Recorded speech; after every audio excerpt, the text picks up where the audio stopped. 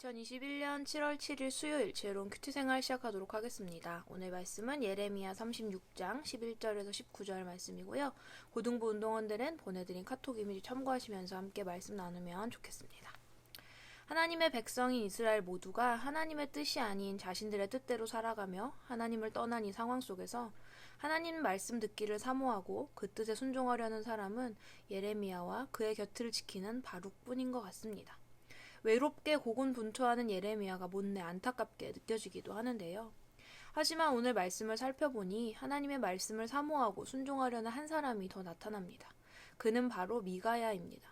미가야는 요시야 왕 때 성전에서 발견한 율법책을 읽어주던 사반의 손자인데 그는 할아버지의 믿음을 이어받았는지 자신이 들은 하나님의 말씀을 심각하게 받아들이고 가까이 지내는 고관들에게 그 내용에 대해 자세하게 전해주었습니다.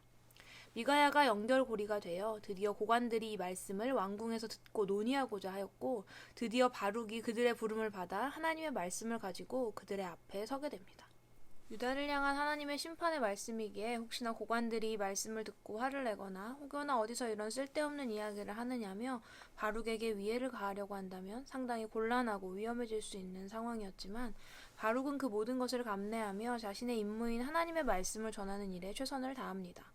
고관들에게도 백성들에게 그랬던 것처럼 하나님의 말씀을 있는 그대로 읽어주었습니다.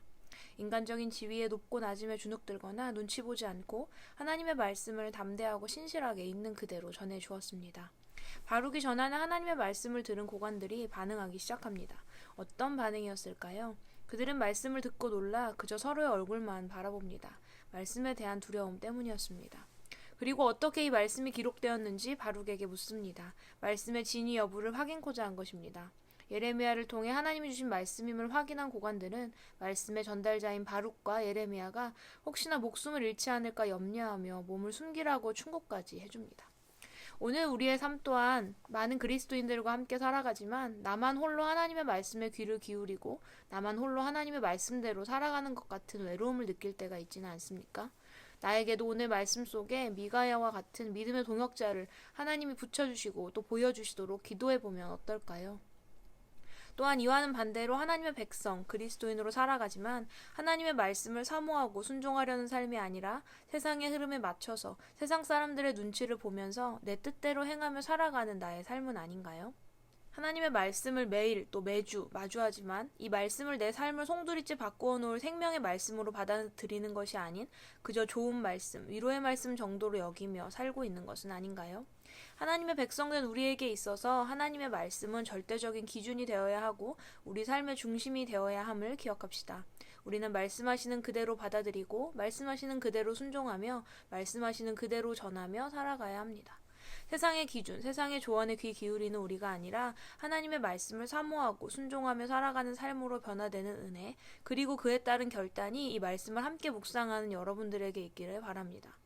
또한 하나님의 말씀대로 살아가기를 다짐하는 우리에게 많은 믿음의 동역자들을 하나님이 붙여주시기를, 그래서 더욱 힘있게 이 세상 속에서 하나님의 빛과 소금의 역할을 감당해내는 우리가 되기를 소망합니다. 지혜로운 큐티 생활 183번째 시간이었습니다. 하나님의 백성, 자녀로 부름받은 우리의 삶이 하나님의 말씀을 사모하고 순종하는 하나님 백성다운 삶의 모습을 가지게 되기를, 이런 믿음을 공유하는 많은 믿음의 동역자들이 우리의 삶에 함께하게 되기를 소망해 보면서 오늘의 퀴즈 드립니다. 첫 번째, 미가야는 바룩에게 들은 하나님의 말씀을 누구에게 전했습니까? 두 번째, 바룩에게 하나님의 말씀을 직접 들은 사람들의 반응은 어떠했나요? 세 번째, 오늘 나에게 주시는 하나님의 말씀을 나는 어떤 마음으로 받아들이고 있나요? 생명의 말씀으로 아니면 그저 좋은 위로의 말씀 정도인가요? 말씀을 대하는 나의 태도에 대해 생각해보고 느낀 점이나 고칠 점 등을 자유롭게 적어보세요. 우리는 내일도 지혜로운 큐티 생활로 함께 만나도록 하겠습니다. 샬롬.